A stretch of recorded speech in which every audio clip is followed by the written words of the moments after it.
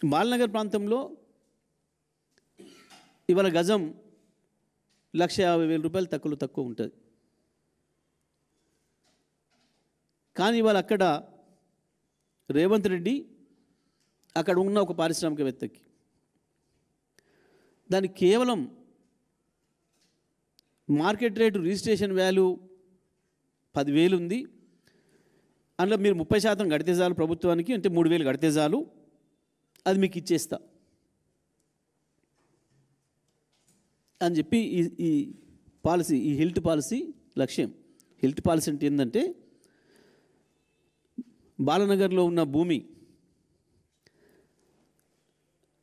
వీళ్ళ పాలసీ ప్రకారం registration value వాళ్ళు అక్కడ ఎంత ఉందో తీసుకొని ఆ రిజిస్ట్రేషన్ వాల్యూకు దాంట్లో 30% మీరు మాకు కట్టండి, అది మీకు సొంతం ఇచ్చేస్తా.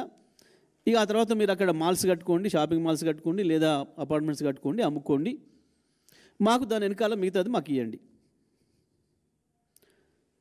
ప్రభుత్వానికి కట్టేది 3 కోట్లు అయితే ఎకరానికి, వీళ్ళ అనుయాయులకు, వీళ్ళ అన్నదమ్ములకు, వీళ్ళ బంధుమిత్రులకు ఇచ్చేది 30 కోట్లు. ప్రభుత్వానికి ఇచ్చేది 3 కోట్లు, వీళ్ళకి ఇచ్చేది 30 కోట్లు. వాస్తవానికి అక్కడ ప్రజలకు రావాల్సింది, ప్రభుత్వానికి రావాల్సింది ఎకరానికి దాదాపు 50, 70, 100 కోట్లు.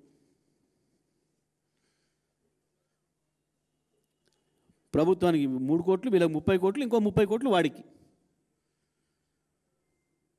ఇది ఈ స్కామ్ అసలు.